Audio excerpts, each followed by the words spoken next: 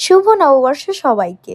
নববর্ষের দিন আমাদের বাঙালিদের বাড়িতে স্পেশাল রান্না নিশ্চয়ই হবে। আর আমার মেনুতে ছিল ভেজ ডাল, পটল ভাজা, খাসির মাংসের ঝোল, পাঁপড়, স্যালাড আর চাটনি আর মিষ্টি দই।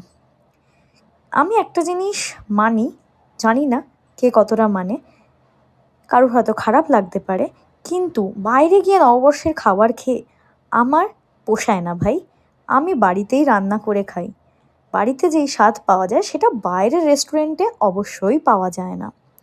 কালকে খাসির মাংস কিনতে গিয়ে সে কি লাইন! বাপ রে বাপ! কিন্তু যেভাবে হোক যুদ্ধ করে এই এত ভালো খাসির মাংসটা নিয়ে এসেছিলাম আর এত সুন্দর ঝোল বানিয়েছি। গন্ধলেবু চিপে ভালোভাবে সেই স্বাদটা নিতে পেরেছি। অ্যান্ড তারপরে লাস্টে ছিল আমাদের মিষ্টি দই। মিষ্টি দই দিয়ে পুরোটা কমপ্লিট করলাম। তারপরে এক ভাত ঘুম দিলাম।